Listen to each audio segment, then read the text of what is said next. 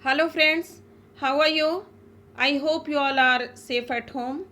Today I am here with third part of Plant Kingdom of 11th standard. In this we are going to discuss bryophytes, economic importance of bryophytes and classification of bryophytes. So let us start the session. First, we will read that bryophyte includes simplest and primitive land plants. What are? They are the simplest and primitive land plants. And it occupy a position between algae and pteridophyte. Bryophyte includes liverworts, hornworts and mosses. It usually grow in moist and shady places. The plant grow densely together and form green carpets or mat on damp soil, rock walls, bark of trees and on decaying logs in forest, especially during rainy season. Bryophytes are called amphibious. Why? Why they are called amphibious? Because they are fundamentally terrestrial but require presence of water to complete their life cycle. Means for sexual reproduction they require water. The plant body is thallus like and prostrate or erect and is attached to the substratum by rhizoids. Here, what is rhizoids? Rhizoids are the root-like structures, but we don't call it as roots. They perform the function of roots. Rhizoids may be unicellular or multicellular. In case of bryophyte, true root, true stem and true leaves are absent, but root-like, stem-like and leaf-like structures are present. The life cycle of bryophytes consists of two distinct phases, the gametophytic phase and the sporophytic phase. What are the two distinct phases? The gametophytic phase and the sporophytic phase. But the haploid gametophytic phase is dominant and long lived, green and independent, whereas sporophyte, that is diploid, is short lived and dependent upon the gametophyte. What is this? Sporophyte is dependent upon the gametophyte. In case of bryophytes, the asexual reproduction takes place by fragmentation, by formation of gamma, and by formation of secondary protonema. Sexual reproduction is oogamous, that is, male gametes are small and flagellated, called as antherozoids, and female gametes are large and non-motile eggs. The sex organs are multicellular. The male reproductive organ are antheridia, which produces antherozoids. So what are the male reproductive organ? The male reproductive organ are antheridia. The singular is antheridium, and this antheridium produces large number of antherozoids, which is the male gamete in case of bryophyte. The female reproductive organs are archegonia. The singular is archegonium. It is flask-shaped structure and produces a single egg. The male gametes are liberated from antheridium and swim in a film of water and attracted towards the archegonium. They enter into the archegonium and fertilizes the egg. Fertilization thus always takes place in presence of water. After fertilization, it leads to zygote, which further form multicellular sporophyte. Sporophyte do not detach from the gametophyte and get nutrition from the gametophyte. That is why this sporophyte is called as dependent. They are dependent on the gametophyte. Sporophytic plant body forms sporogonium. Sporophytic plant body, what they form? They form a sporogonium, which is the most, which in most of the cases differentiated into foot, seta and capsule. So a sporogonium is differentiated into three structures, that is foot, seta and capsule. The spores are produced inside the capsule of a sporogonium as a result of meiosis in the spore mother cell, and this spore mother cell is present in the sporogonium. Spores further germinate to form gametophytic generation, and that is called as protonema. What? This spore germinates to form gametophytic structure, that is haploid. Why? Because spores are haploid and this gametophytic structure is called as protonema. Now let us see the economic importance of bryophytes. Member of bryophytes provide food for herbaceous mammals, birds and other animals. Sphagnum species provide peat that is rich in carbon and hence used as fuel. Sphagnum species are also used as packing material for transshipment of living material due to its hygroscopic nature, that is it holds water. So that is why they are used in transshipment of living material. Mosses along with lichen plays a very important role in the formation of soil over the bare rocky surfaces. They grow on rocks and add organic matter to the substratum after their death, and it makes the rock surface suitable for the growth of higher plant. So first they grow on the rock surface and they add organic matters, and meanwhile it makes the surface suitable for the growth of higher plants. Mosses grow as dense mat over the soil surface and binds the soil particles. So they helps in soil conservation by preventing soil erosion or by running water. So they also helps in preventing soil erosion.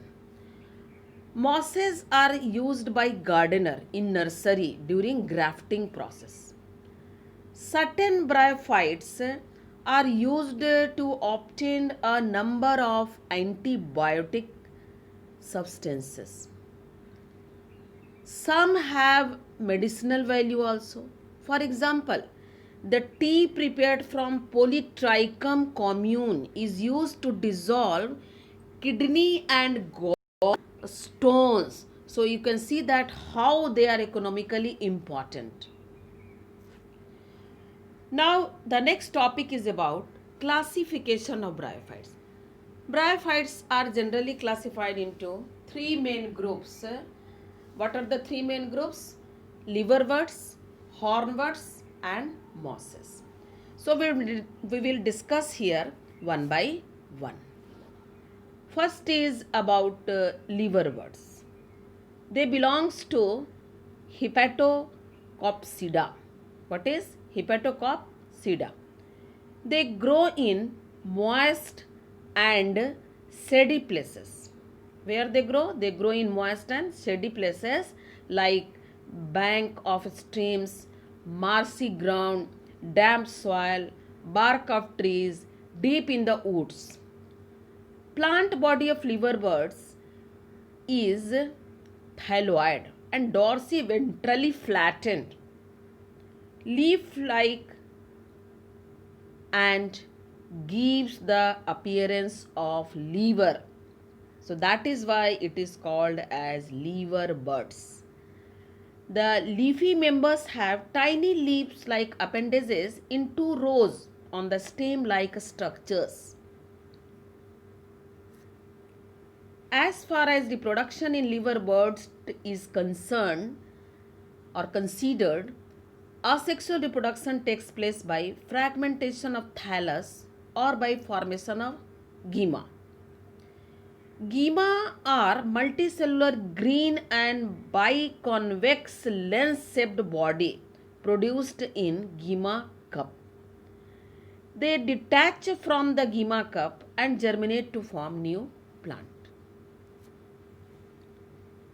Sexual reproduction occurs by formation of sex organs born either on the same or on different thalli. The male sex organ is antheridium, born on antheridiophore, which produces antherozoids. The female sex organ is archegonium, born on archegoniophore, and it produces one egg. The fusion of antherozoid and egg leads to the formation of zygote, which grows to produce sporophyte. Sporophyte is further differentiated into food seta and capsule, as earlier we have already discussed. Inside the capsule, the diploid spore mother cell is present, and these cells are large number. So this spore mother cells divide by meiosis and produces large number of haploid spores which are dispersed by wind. Spore germinate to form gametophyte called protonyma. What is the gametophytic structure? That is protonyma. The common examples of liverbirds are Rixia and Markensia. Here you can see the Rixia and female as well as male thallus of Markensia showing archegoniophore and antheridiophore. Here you see the shape is liver like. So that is why they are called as liver birds. They are arranged in Rixia. You can see that how the thallus are arranged in a rosette formation, in a circular formation. Another group of bryophyte is hornbirds. That belongs to Anthoceratopsida. What is Anthoceratopsida? The gametophytes of hornbirds are also flat and dorsiventral. But sporophytes are long and look like horns. So that is why it is called as hornbirds. The common example of hornbird is Anthoceros.